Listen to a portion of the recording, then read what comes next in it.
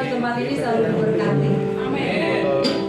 Baik Bapak Ibu, kita akan bangkit berdiri. Kita salam sebelah kiri kanan, kita katakan, aku rindu sama kamu. 3, 2, 1, ayo depan, belakang, kanan, kiri, kanan, kita kasih salam. Aku rindu akan kau. Yang sudah lama tidak ketemu, kita ketemu lagi. Mama Dion, aku rindu sama engkau. Baik Bapak Ibu, saya persilakan untuk duduk kembali. Kita saling merindukan kasih Tuhan satu sama lain. Kita merindukan, kalau teman kita nggak ada, kita akan cari. Baik Bapak Ibu Saudara, kita akan siapkan hati kita. Kita satukan hati pagi hari ini. Terima kasih Tuhan Yesus yang baik. Tiada Allah yang seperti Engkau Tuhan. Engkau begitu baik Tuhan. Biarlah setiap kami sebagai ucapan syukur kami sepanjang minggu ini Tuhan, atas penyertaan-Mu, berkat-Mu Tuhan, kesehatan yang telah Tuhan berikan Tuhan.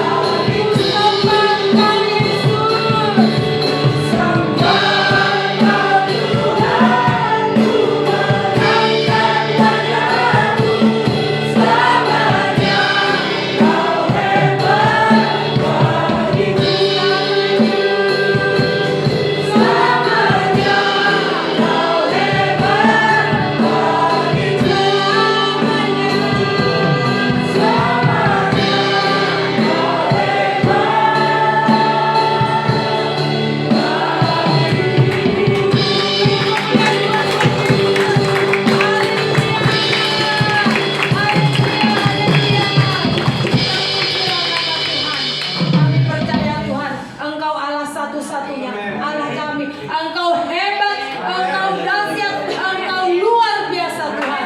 Kami percaya Tuhan, pengurapan Allah turun atas jemaat-jemaat-Mu di tempat ini. Pengurapan Allah turun atas setiap kami Tuhan. Oleh sebab itu, sebagai rasa ucapan syukur kami Tuhan, kami mau menari, memuji, memuliakan nama-Mu Tuhan. Biarlah setiap kami di sini pagi hari ini boleh menyenangkan hati Engkau Tuhan. Ini kami Tuhan Yesus. Ini anak-anak-Mu di tempat ini, jemaat GBT tempat ini Tuhan, mau lebih lagi memuji memuliakan nama-Mu. Haleluya, sama-sama katakan amin. Beri kemuliaan buat Tuhan Yesus.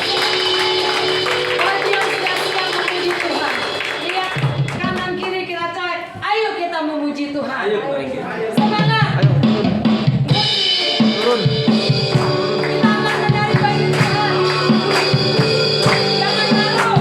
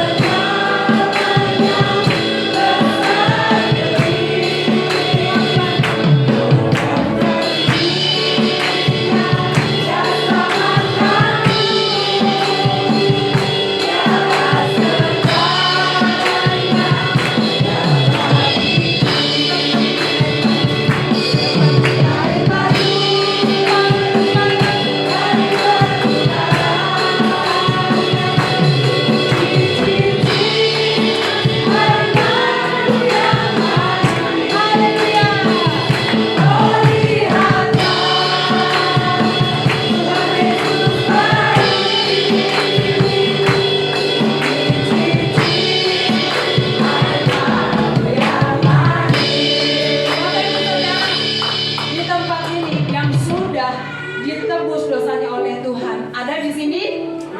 Amin.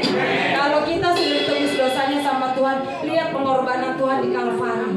Dia mengorbankan darahnya buat dosa kita. Untuk apa kita di sini malu-malu semua? Di sini semua kesayangan Tuhan. Kita akan menari bersorak. Jangan lihat ke kiri ke kanan. Gak usah jaim di tempat ini. Baik Bapak Ibu Saudara, kita akan menari bersama. Haleluya.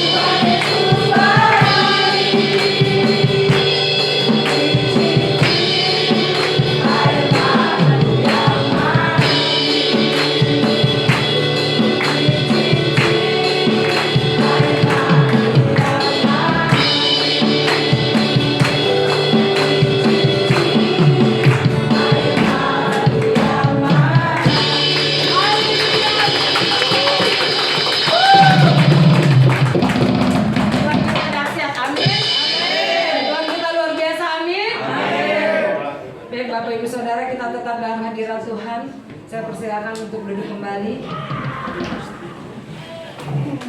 Biarlah di pagi yang indah ini, sebelum kita sehidangan dengan Tuhan, hari ini kita adalah tamu kehormatan Tuhan Yesus. Hari ini adalah Tuhan senang melihat kita karena kita saat ini tamu sehidangan dengan Tuhan. Oleh sebab itu, Bapak Ibu Saudara, kita akan tetap dalam hadirat Tuhan.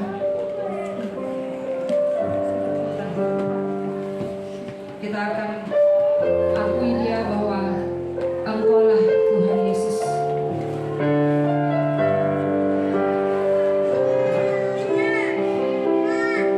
Terima kasih Tuhan Yesus.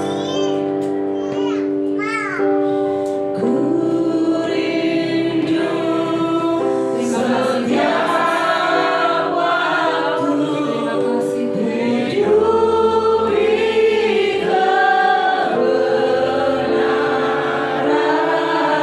Bukan dengan kuatku Tuhan.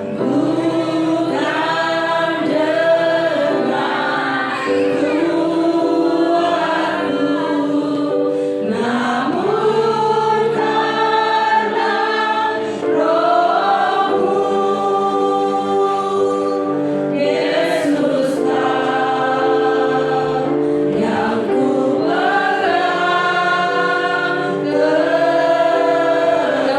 Engkaulah Tuhan.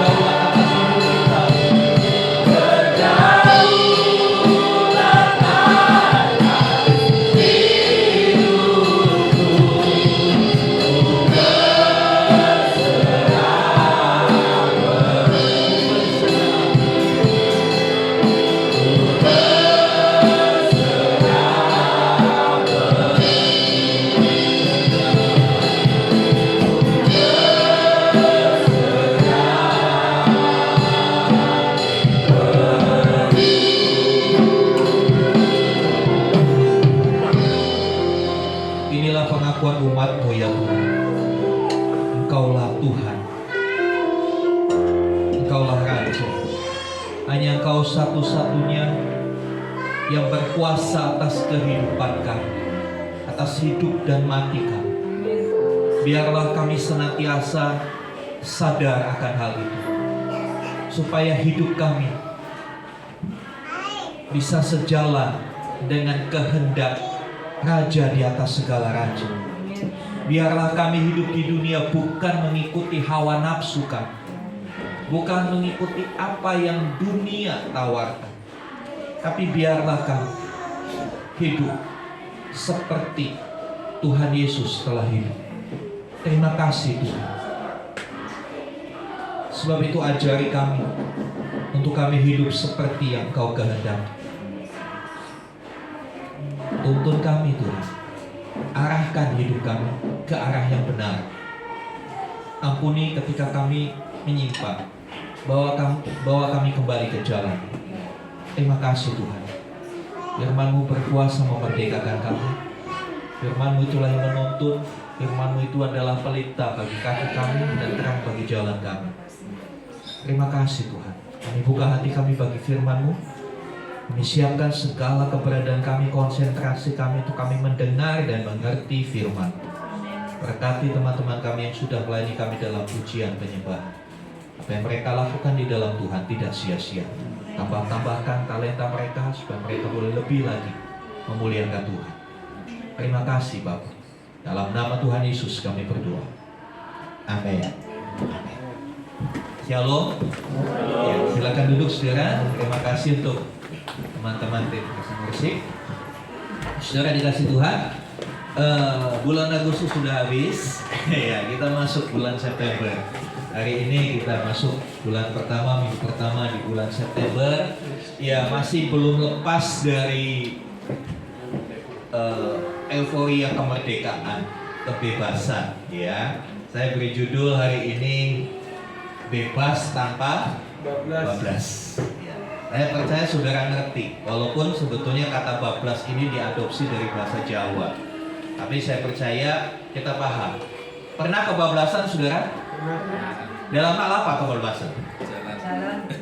Jalan misalnya, mau sampai ke satu tempat lewat jalan tol, ya kebablasan harus muter lagi, ya kan? Dalam hal apa kebablasan? Belanja, ya dalam belanja. Karena wah ini kalau udah tanggal muda begini, diskon di mana-mana, ya diskon 50 plus 70, ya. Saya pernah bercanda dengan salah satu petugasnya begitu, 50 plus 70 Mbak, betul Mbak? Betul Pak, 50 tambah 70 berapa Mbak? Saya bilang 120, berarti diskonnya 120 dong. Berarti situ membaling saya 20%, saya bilang gitu.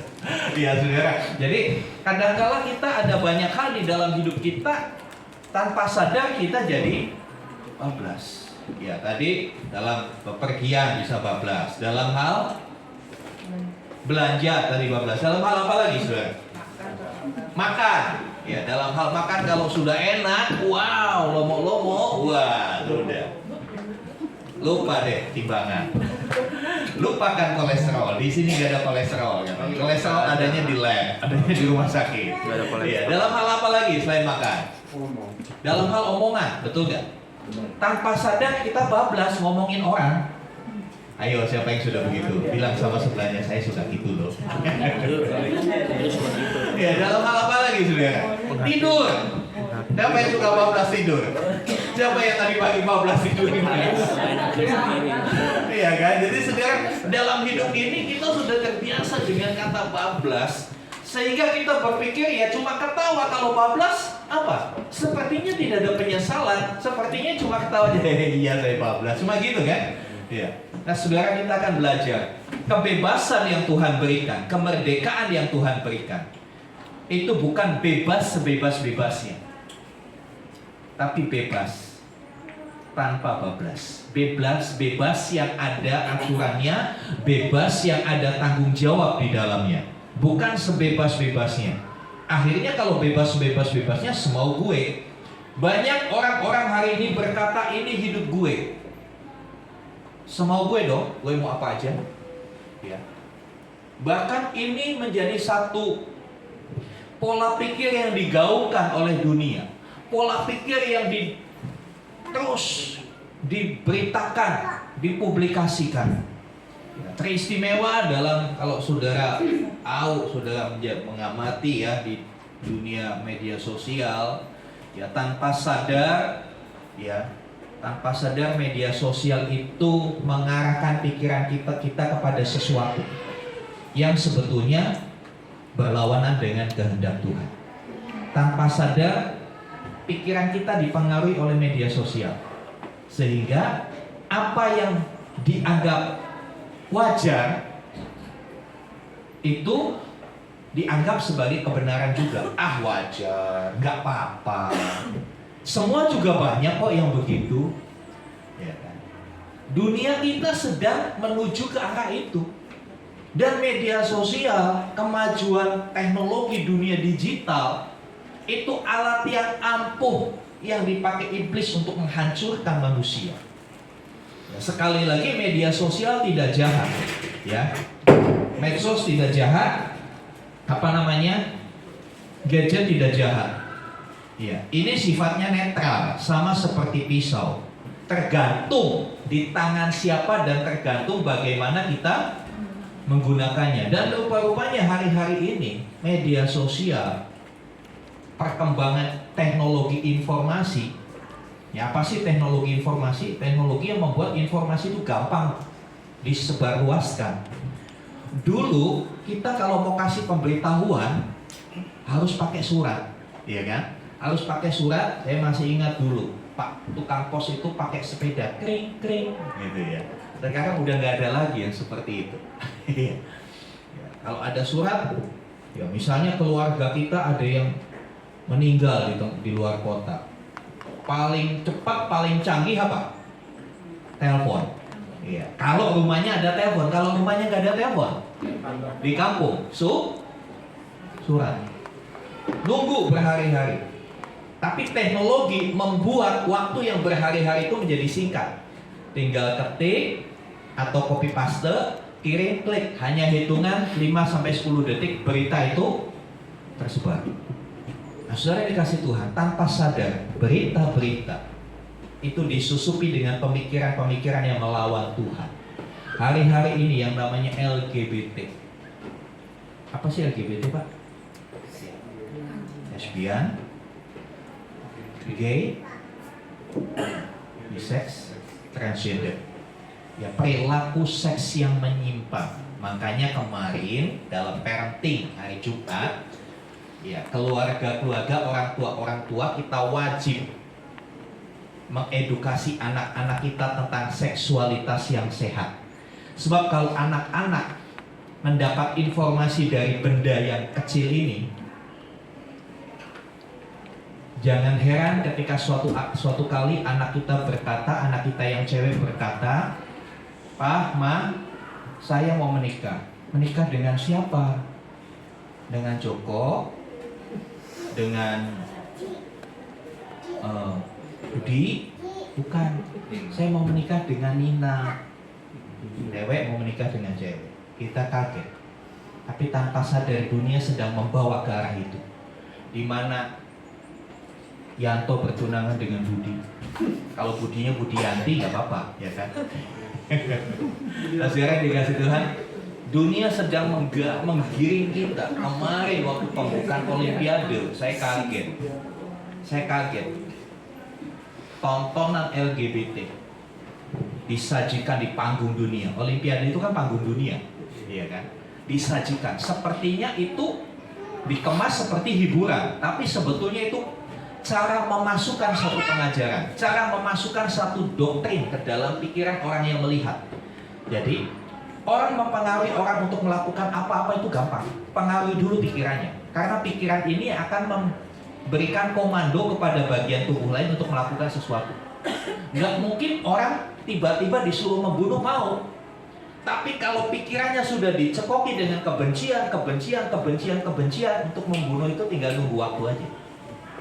Demikian juga dengan perilaku-perilaku yang melawan firman Tuhan.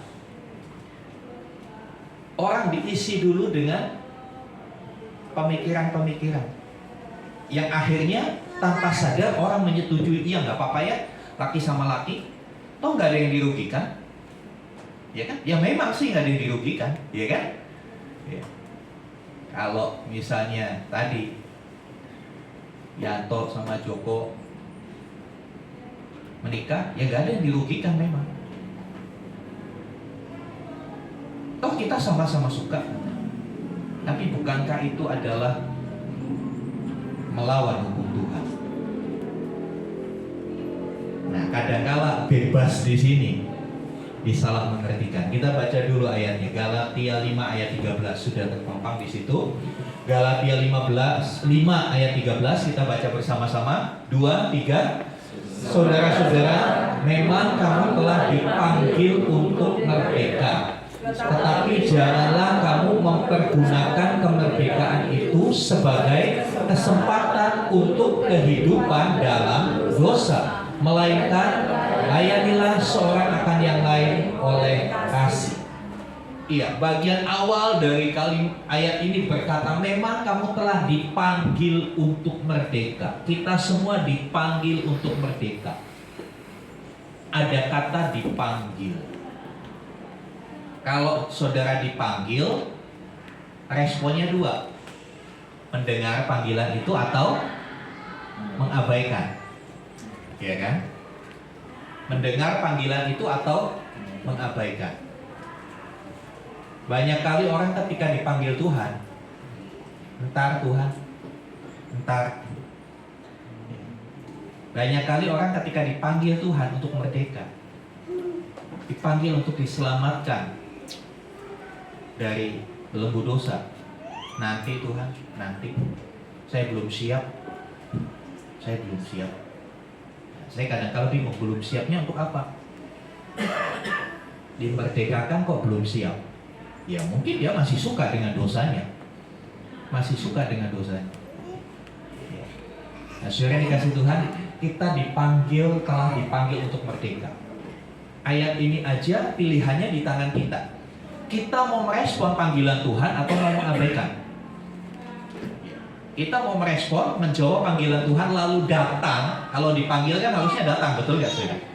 Ya kan, misalnya saudara dipanggil sama Pak Presiden, berani saudara mengabaikan? Nggak berani. Sekarang saudara dipanggil sama Tuhan.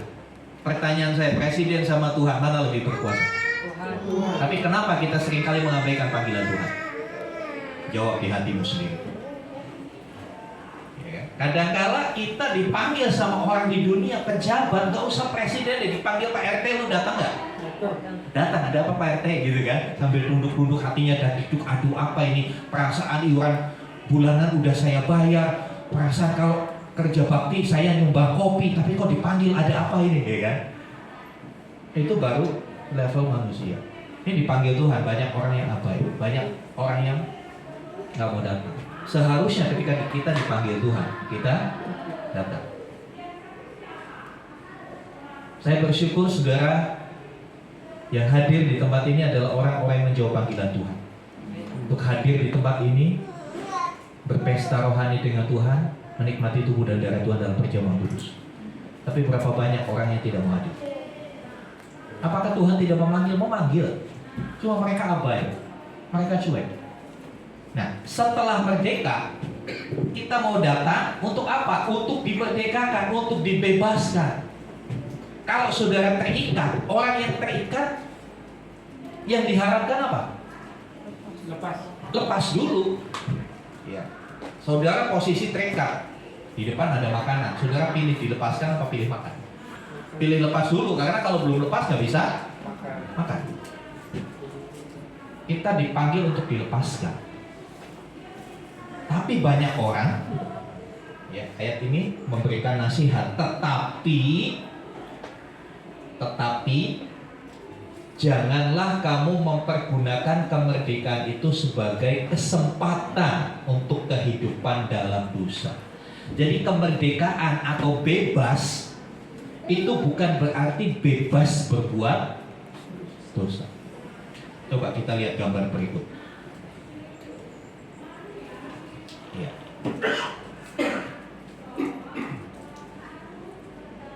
Iya. Gambar yang di atas, gambar apa saudara? Pernah lewat ke situ? Rata-rata kita pernah ya lewat di jalan tol. Jalan tol di Indonesia itu kadang-kala salah ngerti orang. Ya, jalan tol itu sama dengan jalan bebas hambatan, betul? Itu pengertian orang seperti itu. Sebetulnya tol itu bukan itu. Artinya tol itu singkatan, tahu nggak? Tahu. Apa? Tax on location. Bayar di lokasi. Karena kalau masuk situ harus bayar. Bayarnya di rumah nggak, di lokasi. Bayarnya pay letter nggak bisa, harus di situ. Kalau tolnya habis, ya udah minta tolong mobil belakangnya gitu. Terus dikasih Tuhan. Jalan tol dianggap bebas hambatan. Tapi apakah jalan itu bebas hambatan? Apakah jalan itu jalan bebas? Tidak, orang masuk aja harus bayar. Ya kan?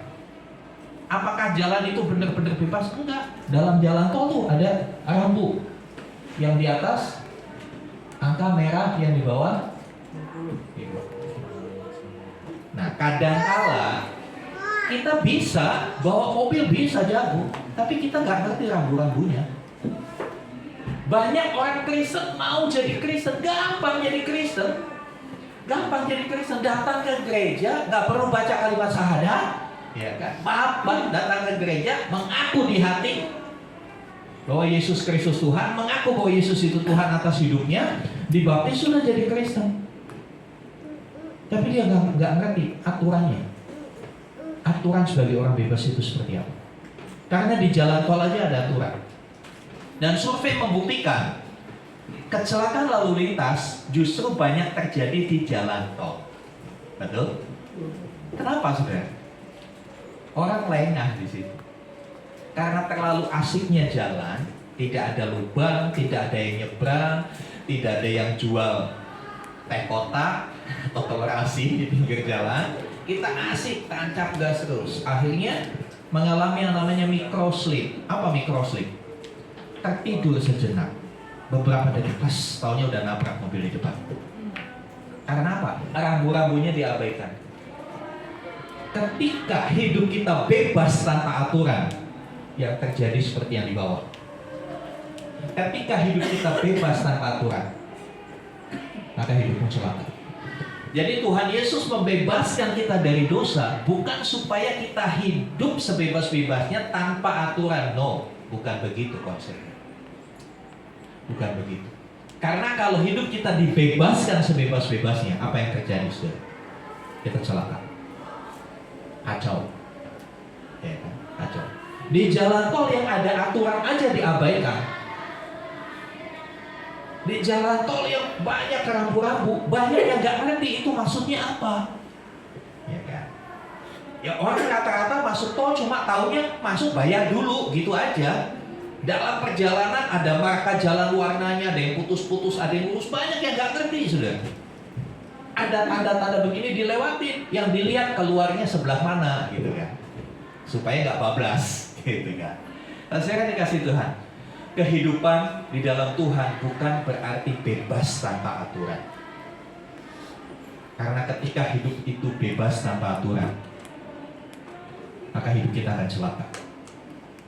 Coba di dalam rumah tangga saudara, dalam keluarga saudara, saudara bebaskan anak-anak. Udah terserah lu mau apa terserah. Gimana kira-kira? Kacau nggak rumah? Kacau.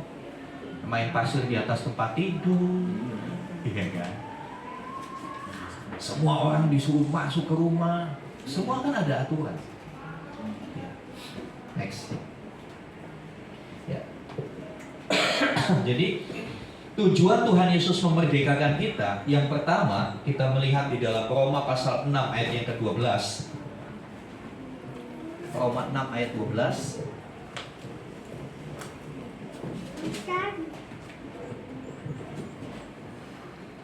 Tolong saudara Edo bacakan.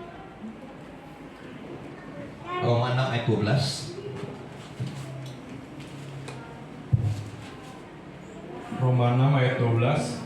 Sebab itu hendaklah dosa jangan berkuasa lagi di dalam tubuhmu yang fana, supaya kamu jangan lagi menuruti keinginannya. Iya, jadi dikatakan sebab itu hendaklah dosa jangan berkuasa lagi. Jadi dosa itu punya kuasa, betul kan? Dosa punya kuasa untuk membelenggu kita, untuk mengatur kita. Ya. Untuk mengatur kita, kuasa dosa itu bekerja begitu rupa. Nah, saudara dikasih Tuhan, ya Tuhan Yesus membebaskan kita dari kuasa dosa. Kuasa dosa yang begitu membuat kita diperbudak. Contoh, ya kadangkala saya ketemu orang yang begini, saudara. Saya juga heran kalau ketemu orang seperti ini. Dia ngomong 5 tapi bohongnya 7. Keren kan saudara? Ngomong 5 hal, dia bohongnya 7. Dia dikuasai oleh dosa bohong. Rasanya kalau nggak bohong itu kepalanya pusing gitu. Atau kalau nggak bohong itu mules, selalu aja ada kebohongan demi kebohongan yang dia buat. Padahal kalau dipikir-pikir nggak ada untungnya dia bohong. Bahkan, ya kalau orang yang suka bohong, suatu kali dia ngomong benar nggak ada yang percaya, betul nggak sih? Ya, soal contoh orang suka ngeprank gitu kan. Aduh, bohong begini, pura-pura sakit, pura-pura begini. Ntar sakit beneran, nggak ada yang orang percaya lu sakit, nggak ada yang mau nolongin. Ya. Tapi ada orang yang dikuasai oleh kebohongan. Nah, saudara dikasih Tuhan, itu ada kuasa. Kalau ditanya nggak tahu ya saya nggak bisa. Nggak, orang itu akan berkata saya sebetulnya nggak mau bohong, tapi yang diomongkan adalah kebohongan. Itu berarti dia dibelenggu dengan satu kuasa yang dia nggak mampu melawannya. Nah, Tuhan Yesus datang. Tuhan Yesus mati di atas kayu salib untuk menebus kita dari kuasa yang seperti itu, dari pengaruh-pengaruh negatif yang terus menggiring kita kepada perilaku negatif. Saudara yang dikasih Tuhan, kenapa? Mengapa Tuhan Yesus mau memerdekakan kita, membebaskan kita dari kuasa dosa? Roma 6 ayat 23 di sana dikatakan karena upah dosa adalah maut. Jadi dosa itu bukan hanya sekedar kesalahan biasa, tapi kesalahan yang ada akibatnya, ada upahnya, ada konsekuensinya. Apa? Maut. Sebetulnya ketika Tuhan menciptakan Adam dan Hawa, Tuhan menciptakan manusia itu sebagai makhluk kekal, makhluk immortal yang nggak bisa mati. Sebab itu umur Adam dicatat setelah dia berbuat dosa. Setelah dia berbuat dosa, mulai ada pencatatan umur sekian. Sampai kita kan punya umur masing-masing, punya bilangan umur. Sebetulnya Tuhan menciptakan manusia itu seperti dirinya, kan dikatakan Tuhan menciptakan manusia itu segambar dan serupa dengan seperti diri. Allah gak bisa mati, manusia juga harusnya gak bisa mati. Tapi dosa yang membuat manusia harus mengalami yang namanya maut atau kematian. Nah, saudara yang dikasih Tuhan, Tuhan mau mengembalikan kita kepada keadaan yang semula ketika kita belum mengenal dosa, dalam keadaan kita eternal, dalam keadaan kita seharusnya kita kekal. Nah, saudara yang dikasih Tuhan, selanjutnya Tuhan Yesus juga memerdekakan kita untuk next, ya, untuk menjadi hamba kebenaran. Roma 6 ayat 18, kalau dibacakan apa itu?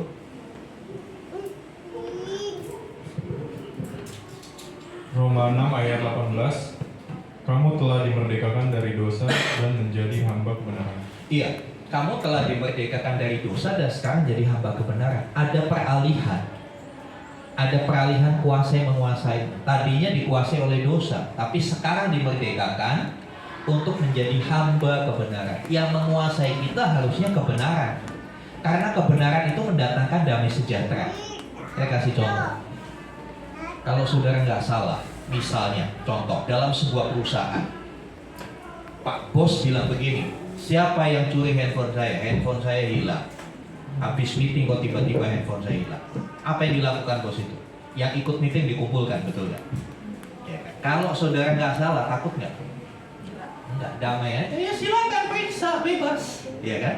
Tapi kalau orang yang bersalah, dia akan gelisah, dia akan bingung. Sama seperti kita di jalan. Kalau STNK kita ada, SIM kita hidup, STNK pajaknya terbayar, begitu di depan ada stopan, ada operasi gabungan, saudara nggak balik kanan, saudara santai aja, betul ya? Ada damai sejahtera. Tapi kalau saudara nggak punya SIM, pajakmu mati 2 tahun, di depan ada operasi gabungan, gimana saudara? Panik. Minggir. Kalau nggak ada putar balik kan susah, ya kan? Kalau jalannya searah kan nggak mungkin putar balik, malah disempit gitu kan? Double kesalahan. Minggir, pura-pura ngopi, padahal lagi nggak pingin ngopi. Kenapa? Ya, tapi berhubung Anda semua cinta damai, datang aja, Pak, damai Pak. Cinta damai dan suka memberi, ya kan? Pak, damai Pak, saya beri ya. 200 lepas. Tapi sebetulnya ketika itu terjadi, dalam hatimu tuh nggak damai. Betul. Mulutmu ngomong damai, tapi hatimu nggak damai. Kenapa? Paling nggak hatimu bilang, sialan 50 ribu bisa buat 5 martabak dikasih sama dia. Kan gitu. Mending kalau dia mau 50 ribu, kalau mintanya 2 lembar, makin menggerutu lagi. Kalau udah ngasih jalan gimana? Ngedumel ngasih. Apes gua hari ini. Dapat belum seberapa udah dipalakin gitu kan. Padahal ngomongnya damai. Itulah kadang-kala manusia itu lain di mulut, lain di hati. Mulutnya bilang ngajak damai sama orang, tapi hatinya dia nggak damai. Itu kuasa dosa, sudah. Dosa itu membuat kita kehilangan damai sejahtera. Tapi ketika kita menjadi hamba kebenaran, kita melakukan yang benar, kita nggak akan takut. Kita hadapi aja, santai saja. Sesuai yang dikasih Tuhan. Tuhan Yesus memerdekakan kita bukan hanya supaya kita tidak lagi dikuasai dosa, tapi Tuhan Yesus mau menjadikan kita hamba kebenaran. Apa sih hamba kebenaran? Pengabdi kebenaran. Apa sih hamba kebenaran? Yang melakukan kebenaran. Dan kebenarannya itu kebenaran yang ilahi, bukan kebenaran yang subjektif. Beda ya. Kebenaran yang ilahi itu sifatnya permanen, mutlak. Tapi kebenaran yang dunia itu subjektif. Artinya apa? Tergantung orangnya, tergantung komunitasnya, ya. Tergantung kelompoknya. Di satu kelompok, ya, tukar-tukaran istri itu nggak apa-apa. Ada kelompok seperti itu sudah. Tukar-tukaran istri nggak apa-apa. Alasannya arisan. Nanti dikocok, istrinya boleh dipakai sama siapapun. Di kelompok itu benar, tapi di kelompok yang lain, itu salah, itu nggak benar, itu tindakan amoral. Tuhan menjadikan kita hamba kebenaran. Kebenarannya kebenaran ilahi yang sifatnya mutlak. Kebenaran ilahi sifatnya mutlak. Artinya apa? Bagaimana contohnya? Contohnya kebenaran ilahi itu mutlak seperti apa? Kebenaran ilahi adalah satu pria menikah dengan satu wanita. Itu kebenaran ilahi, nggak bisa dibantah. Nggak bisa satu pria menikah dengan satu laki-laki, atau satu pria menikah dengan 2 wanita. Nggak bisa seperti itu. Atau kebenaran ilahi yang lain apa? Bohong itu dosa. Itu permanen. Nggak peduli alasanmu untuk berbohong, tetap dosa. Tidak peduli alasan untuk berbohong. Tidak peduli saya bohong tapi nggak ketahuan jadi nggak dosa. Makanya saya selalu katakan kalau mau bohong silakan asal nggak ketahuan Tuhan. Boleh bohong asal nggak ketahuan Tuhan. Pertanyaannya Tuhan Maha Tahu kan seperti itu. Nah sekarang dikasih Tuhan, kita belajar bahwa Tuhan memerdekakan kita bukan untuk bebas berbuat dosa. Ya. Bukan untuk bebas berbuat dosa. Jadi setelah dimerdekakan, coba kita lihat di dalam ayat yang ke-15. Tolong bacakan. Roma 6 ayat 15. Roma 6 ayat 15. Jadi bagaimana? Apakah kita akan berbuat dosa? Karena kita tidak berada di dalam hukum Taurat, tetapi di bawah kasih karunia. Sekali-kali tidak. Iya. Jadi bagaimana? Kita kan udah nggak di bawah aturan lagi. Kita kan sudah merdeka. Kita di bawah kasih karunia. Apakah kita akan kembali berbuat dosa? Rasul Paulus dengan tegas berkata, sekali-kali tidak. Jadi kebebasan yang Tuhan berikan bukan kebebasan untuk bablas, ya. Bukan kebebasan untuk bablas. Next. Tapi kebebasan yang bertanggung jawab. Kita dibebaskan oleh Tuhan bukan untuk hidup sebebas-bebasnya, bukan untuk bablas, tapi kita dibebaskan untuk menjadi pribadi yang bertanggung jawab. Ya. Kita baca Galatia 5:13 di sini aja. Ini dalam terjemahan bahasa Indonesia sehari-hari, ya. Saudara sudah dipanggil untuk menjadi orang yang bebas, tapi janganlah memakai kebebasan itu untuk terus-menerus melakukan saja apa yang kalian ingin lakukan. Sebaliknya, kalian harus saling mengasihi dan saling melayani. Jadi kebebasan yang Tuhan beri bukan untuk terus-menerus melakukan apa yang kamu ingini. Bukan semau gue, ya kan? Melakukan apa yang kamu ingini kan berarti semau gue.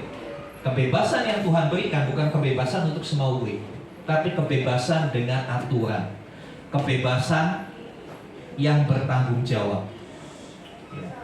Ketika Indonesia merdeka, memang Indonesia merdeka, bebas dari penjajahan. Tapi setelah itu langsung para pemimpin bangsa ini menentukan aturan untuk bangsa yang baru merdeka ini.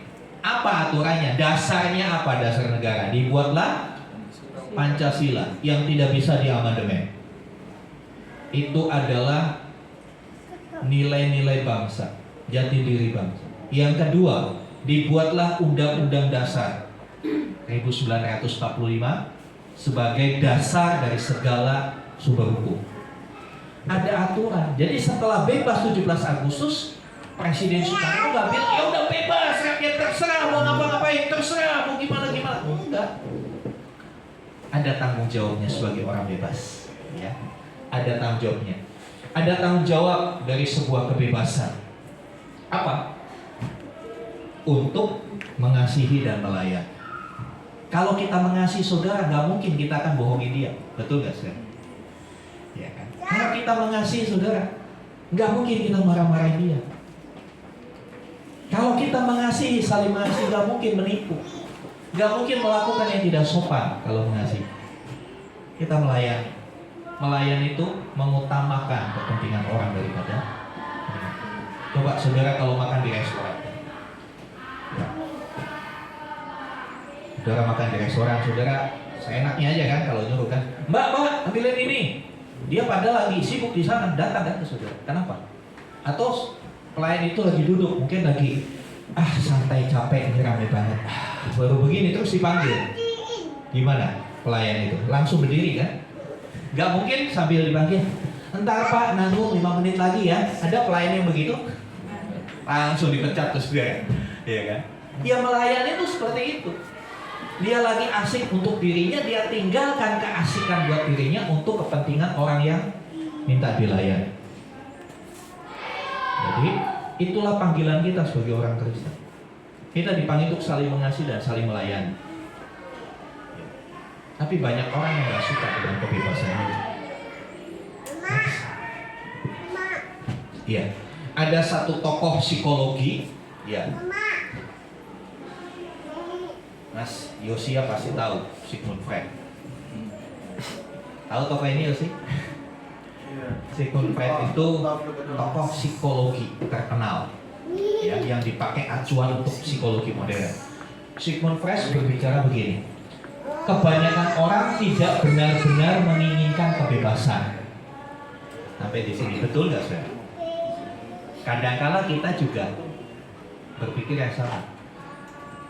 Kebanyakan orang tidak benar-benar menginginkan kebebasan. Kenapa? Karena kebebasan melibatkan tanggung jawab. Dan banyak orang yang nggak mau tanggung jawab. Banyak orang cuma bisa jawab, nggak mau nanggung.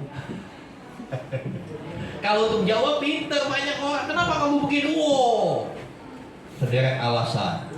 Anak sekolah ditanya, kenapa pulangnya telat? Oh ya karena begini, ada pekerjaan tambahan, ada kerja kelompok, ada begini. Tadi ojeknya lama, begini. Padahal dia main.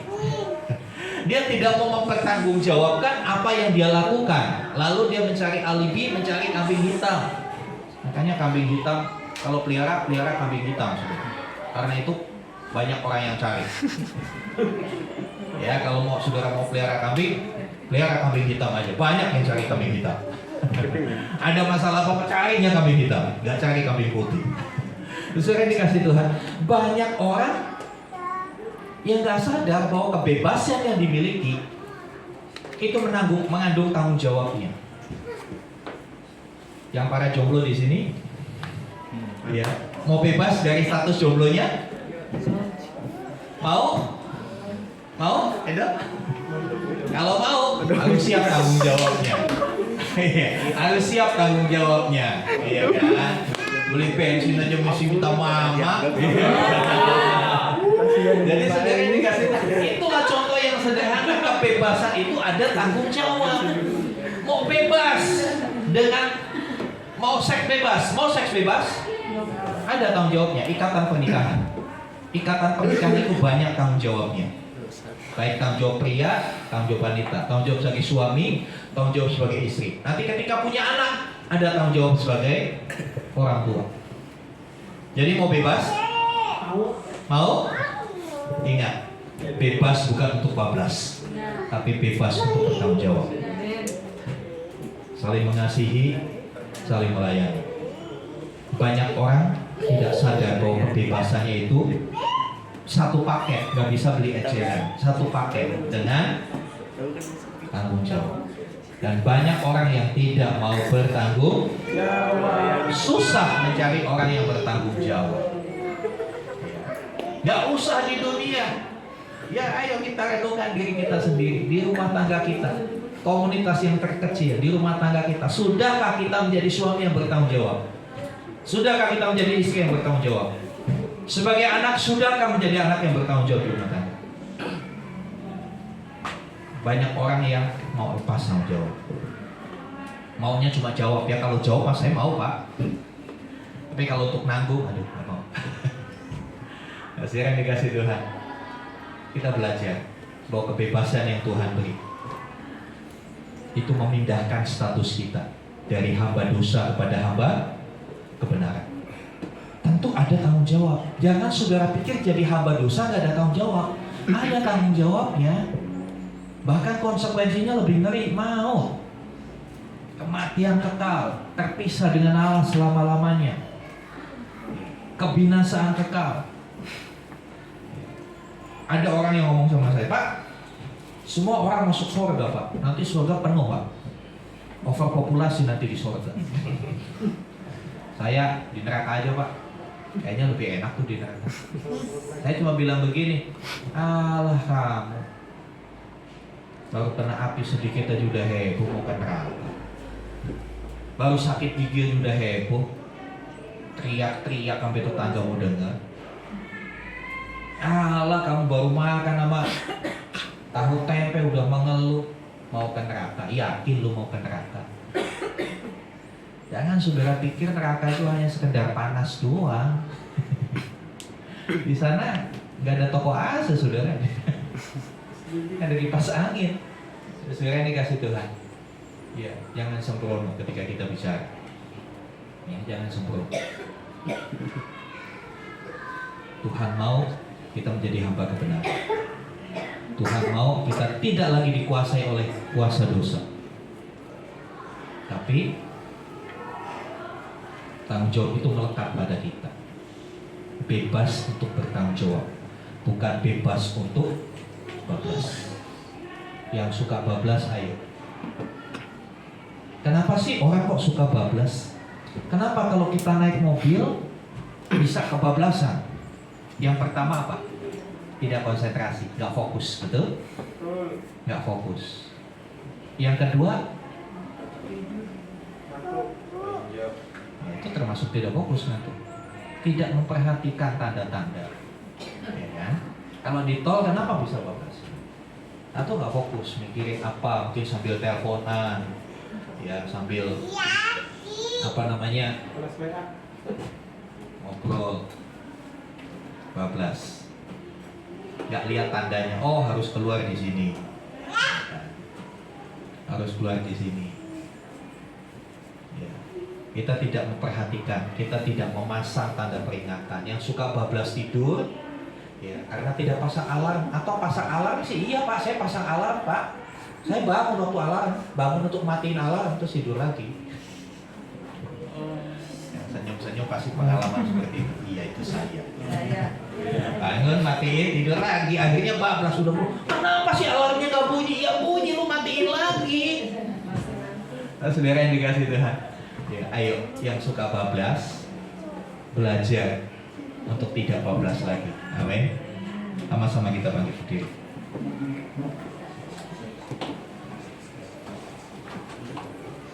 undang tim praise and worship.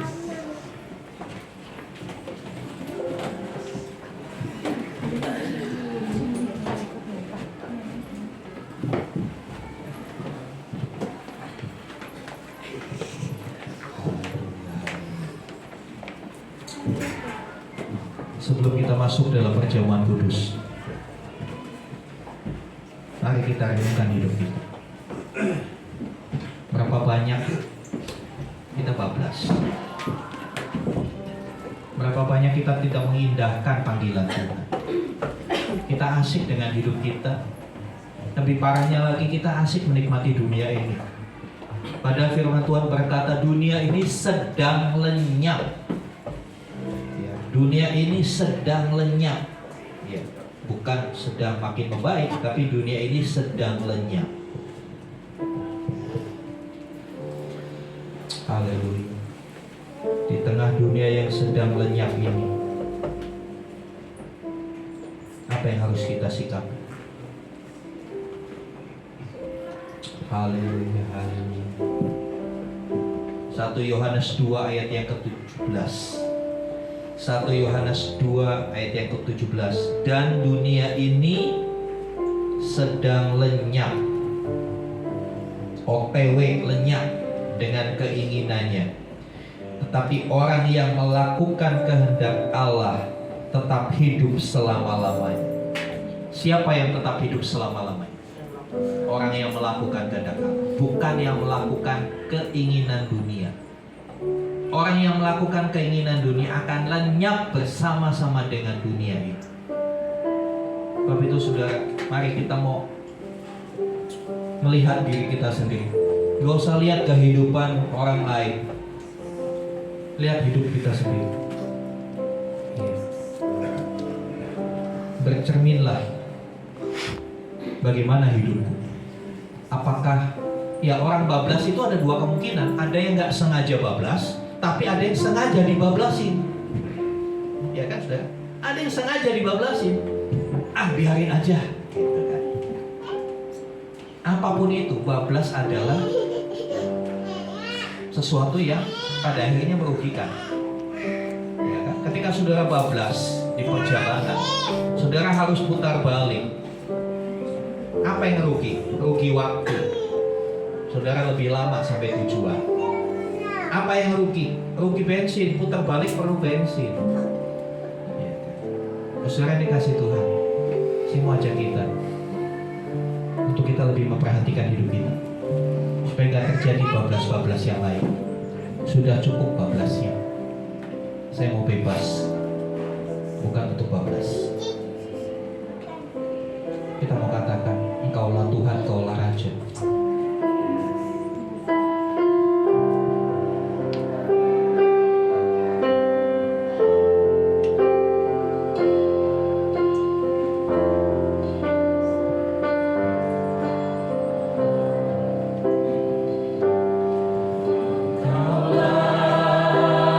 Tuhan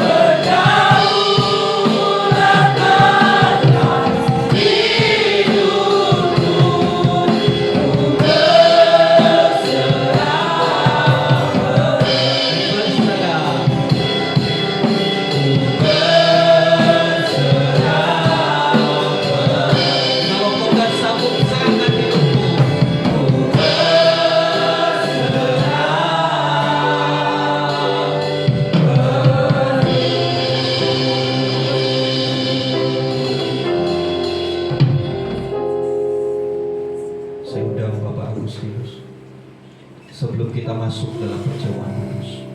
Hendaklah setiap kita memeriksa diri, mengoreksi diri. Adakah hal-hal yang masih bablas kita lakukan? Adakah aturan yang kita langgar untuk keinginan kita, semata-mata hanya untuk hawa nafsu,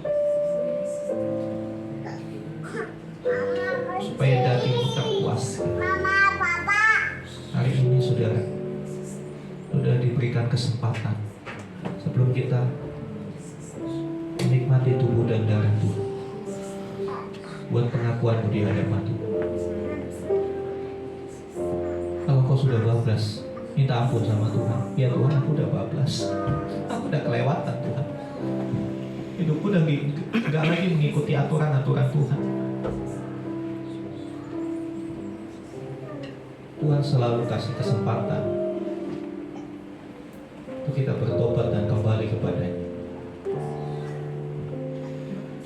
Biar perjamuan kudus bentar benar-benar menjadi berkat, membebaskan saudara dari kuasa dosa, membebaskan saudara dari segala kelemahan, sifat-sifat buruk, perikatan, kepahitan, kekecewaan. Tapi sebelum itu akui dulu di hadapan Tuhan kejatuhan. Akui dulu di hadapan Tuhan. Dan Tuhan bisa benar-benar mengoperasi hidup, mengoperasi hati dan pikiran, supaya yang buruk itu dibuang daripadamu. Memiliki satu tekad, ambil satu keputusan untuk kita menggunakan kebebasan yang Tuhan beri dengan bertanggung jawab, dengan cara melayani dan mengasihi. Kelihatannya kata-kata melayani dan mengasihi itu gampang diucapkan, tapi itu sakit bagi daging. Saya katakan, melayani dan mengasihi itu sakit bagi daging. Karena ketika kau mengasihi, bukan hanya orang yang baik kepadamu, bahkan musuhmu. Tuhan katakan, kasihilah musuh. Itu sakit saudara buat daging. Itu perih di hati. Tapi karena itu adalah perintah Tuhan, itu adalah kemauan Raja kita. Jadi suka gak suka, kita harus lakukan.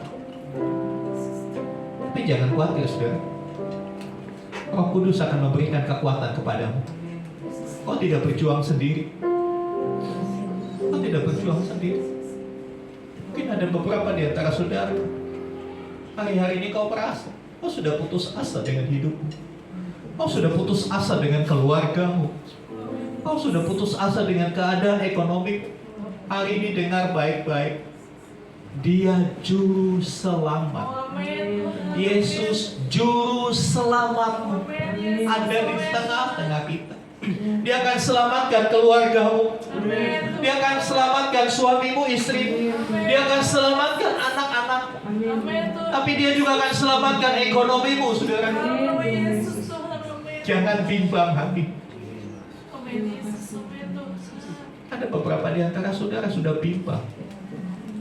Kok bimbang dengan keyakinan? Benar gak sih Tuhan Yesus menyelamatkan saya? Terus sampai hari ini saya belum ditolong Tuhan. Dengar baik, buang keraguan.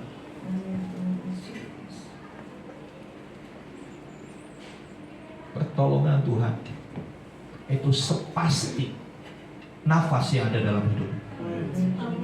Kalau kau masih bisa bernafas, itu berarti pertolongan Tuhan masih buat hidup. Saya pribadi berdoa, saya pribadi hadapkan dirimu masing-masing kepada Tuhan. Siap kata karamanya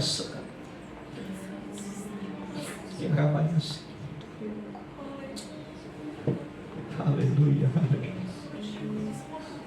haleluya. Mari kita mau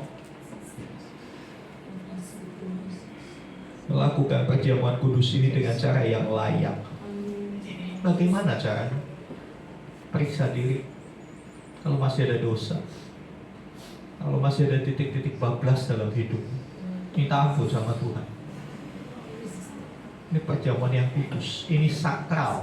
Ini bukan cuma rutinitas tiap minggu pertama, tapi ini sakral.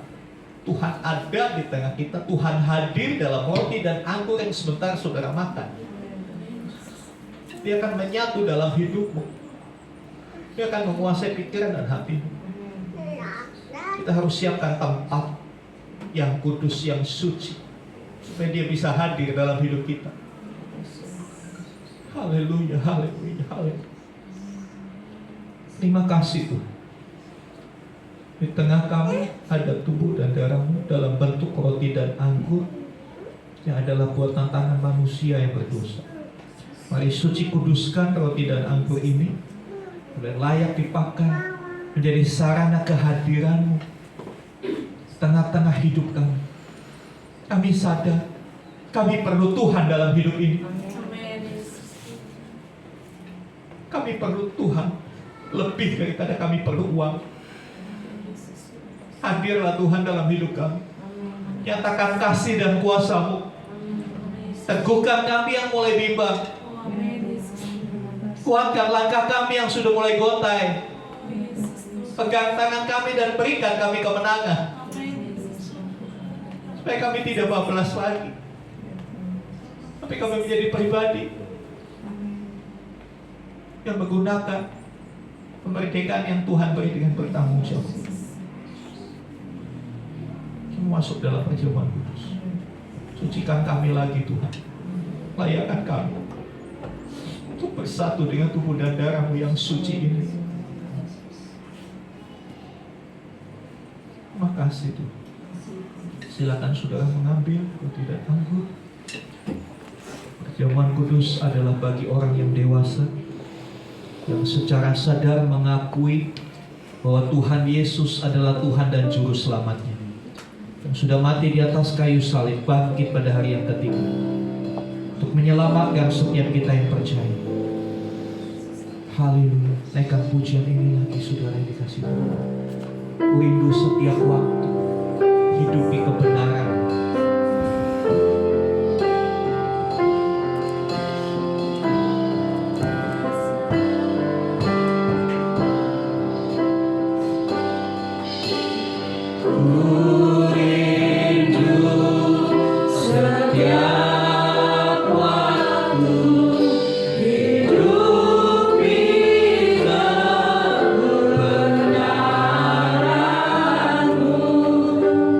Ku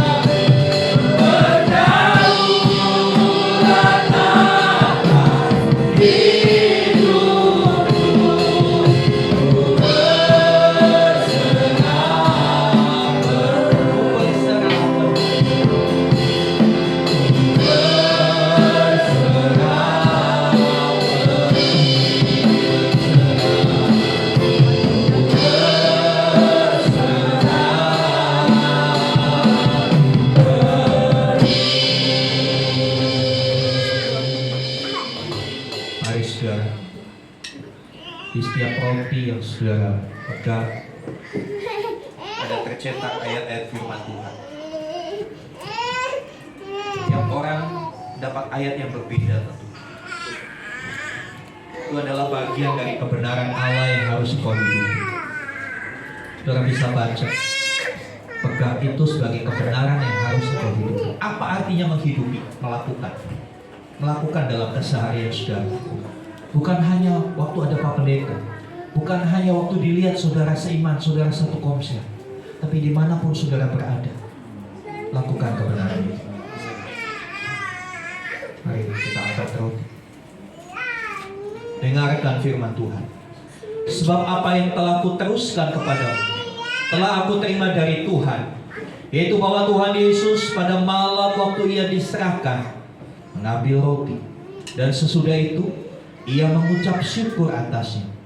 Ia memecah-mecahkannya dan berkata, inilah tubuhku yang diserahkan bagi kamu. Perbuatlah ini menjadi peringatan akan aku. Bukankah roti yang kita angkat adalah persekutuan dengan tubuh Kristus? Yang percaya katakan amin. Dalam nama Tuhan Yesus kita makan bersama-sama.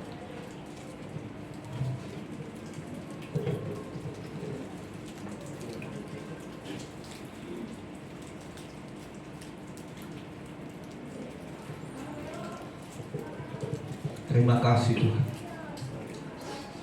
Terima kasih buat tubuh. Sudah dipakukan di atas kayu salib. Tubuhmu yang luka-luka, yang lebam, untuk menebus setiap dosa kami, untuk menebus kebablasan kami, untuk menebus hidup kami yang kadang-kala masih mengikuti keinginan hawa nafsu. Terima kasih Tuhan, terima kasih. Kami tidak mau melakukannya lagi Tuhan, tapi kami mau hidupi kebenaran. Kami mau melakukan kebenaran. Roh Kudus bantu kami untuk melakukan. Mari saudara, siapkan cawanmu.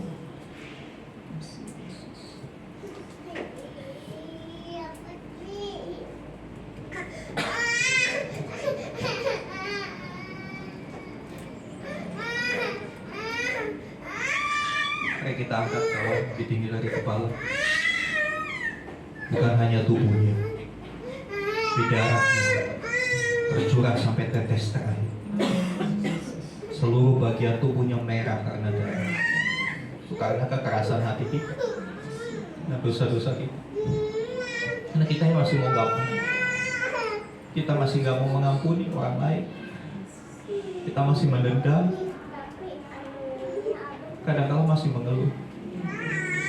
Saudara, berhenti dari itu semua, karena darahnya menyucikan engkau. Dengarkan firman Tuhan. Demikian juga yang mengambil cawan sesudah makan, lalu berkata, cawan ini adalah perjanjian baru yang dimeteraikan oleh darah. Perbuatlah ini setiap kali kamu meminum, menjadi peringatan akan aku. Sebab setiap kali kamu makan roti ini dan minum cawan ini, kamu memberitakan kematian Tuhan sampai ia datang.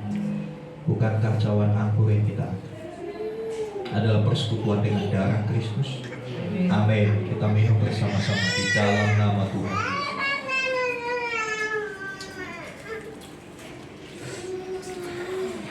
Angkat tanganmu saudara, ucapkan syukur. Ucapkan syukur. Sampaikan pengagunganmu kepada Tuhan. Haleluya, haleluya, haleluya. Kami bersyukur Tuhan. Terima kasih.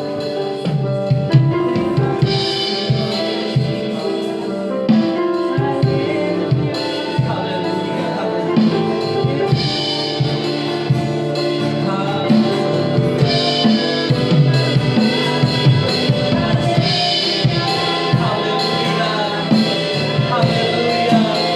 Ucapkan syukur.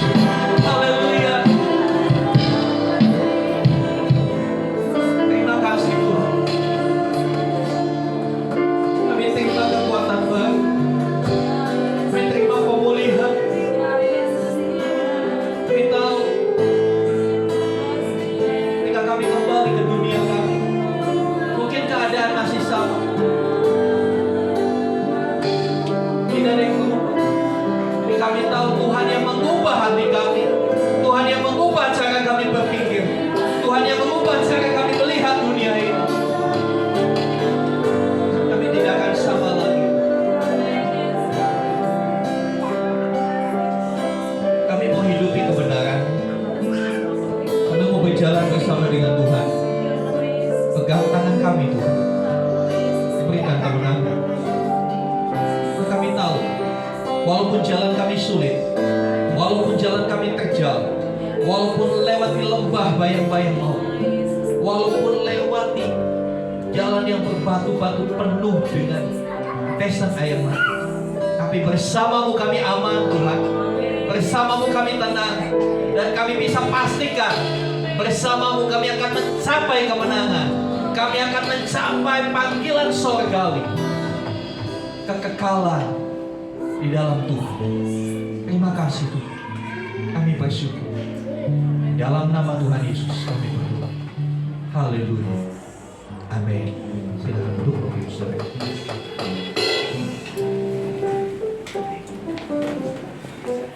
Terima kasih untuk Bapak Gembala yang telah menyampaikan firman Tuhan. Baik Bapak Ibu, bahwa mulai hari ini kita akan belajar untuk tidak kebablasan. Oleh sebab itu setiap hari kita wajib membaca firman Tuhan. Karena di firman Tuhan itulah rem buat kita. Kalau kita tidak mengenal siapa Tuhan, kita tidak mengetahui apa yang Tuhan suka dan apa yang Tuhan tidak suka, kita akan kebablasan. Oleh sebab itu supaya kita nggak kebablasan, mulai hari ini yuk kita sepakat untuk baca firman Tuhan. Terima kasih Bapak Ibu, kita akan persiapkan persembahan, berikan yang terbaik bagi Tuhan. Saya mohon Ibu Ari untuk melayani dalam persembahan.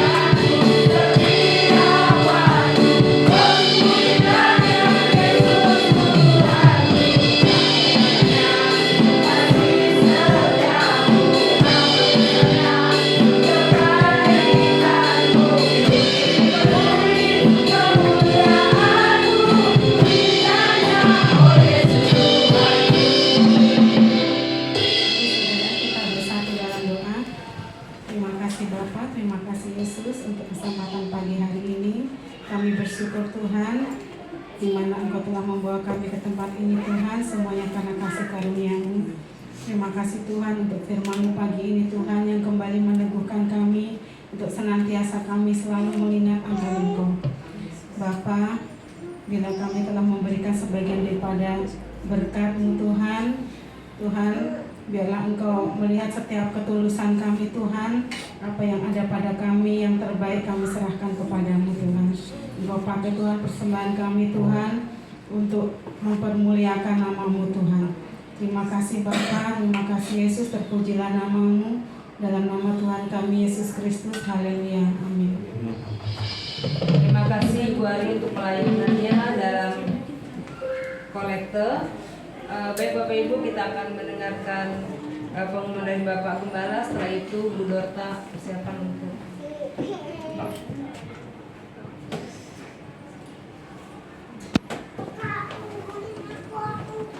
mari kita bersatu di dalam doa. Kami mengucap syukur Tuhan pagi hari ini. Semua kebaikan-Mu Tuhan yang kami rasakan sepanjang minggu ini. Kau selalu menolong kami Tuhan, sehingga kami bisa ibadah pagi hari ini. Terima kasih buat firman-Mu Tuhan. Engkau sudah memberikan firman-Mu hari ini. Biarlah kami Tuhan, Engkau kuatkan untuk melakukan firman-Mu. Engkau mengajar kami pagi hari supaya kami merdeka, tapi bukan untuk melakukan suka-suka kami. Biar kami ada aturan Tuhan, biar kami selamat Tuhan. Biar kami juga Tuhan menjadi hamba kebenaran. Terima kasih Tuhan. Biarlah firman itu bekerja untuk kebaikan kami Tuhan. Tuhan Yesus yang baik, kami berdoa untuk saudara-saudara kami yang sakit Tuhan, mengisi Tuhan. Kami serahkan kepadamu, ya Tuhan. Mengangkat sakit penyakitnya, biarlah ibu ini mengalami kesembuhan yang dari Tuhan. Biarlah di hari-hari yang akan datang kami bisa berkumpul memuliakan nama Tuhan. Kami berdoa juga buat anak-anak kami yang sedang mencari pekerjaan Tuhan. Kami serahkan dalam tangan-Mu. Biarlah Tuhan bekerja, Tuhan campur tangan. Tuhan mempermudah segala urusan mereka, pertemukan mereka dengan orang-orang yang baik. Biarlah Tuhan beri pekerjaan yang sesuai dengan kemampuan mereka Tuhan. Biarlah mereka mengalami kemenangan yang dari Tuhan. Kami berdoa juga Tuhan buat semua pergumulan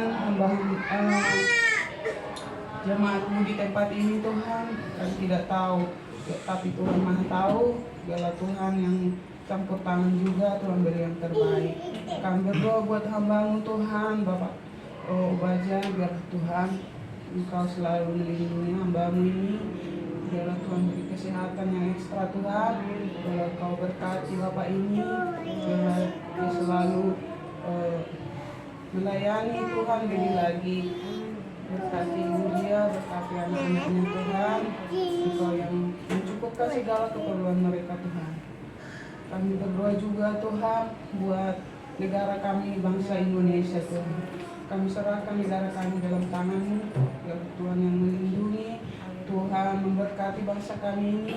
Biarlah bangsa kami ini Engkau jauhkan dari malapetaka Tuhan. Jauhkan negara kami dari yang tidak Engkau suka itu. Biarlah negara kami dalam lindungan Tuhan. Terima kasih Bapa. Pagi hari ini Tuhan, sepanjang minggu ini kami serah kepadamu. Biarlah Tuhan yang selalu menyertai kami Bapa. Tuhan, kami mau pulang, kami rindu berkat-Mu dari hamba-Mu. Mari saudara, mari kita buka hati kita, angkat tangan kita, dan sekarang saudara-saudaraku yang kekasih, terimalah rahmat anugerah dari Bapa di surga, di dalam kasih dan karya Tuhan Yesus Kristus, bersama pengurapan persekutuan Roh Kudus. Terimalah berkat-berkat jasmani, terlebih lagi berkat rohani. Jadilah berkat dimanapun Tuhan menempatkan kita. Karena itu pergilah, jadikanlah semua bangsa murid, baptislah mereka dalam nama Bapa, Anak dan Roh Kudus. Ajarlah mereka melakukan segala sesuatu yang telah Kuperintahkan kepadamu. Dan ketahuilah, Aku menyertai kamu senantiasa sampai kepada akhir zaman.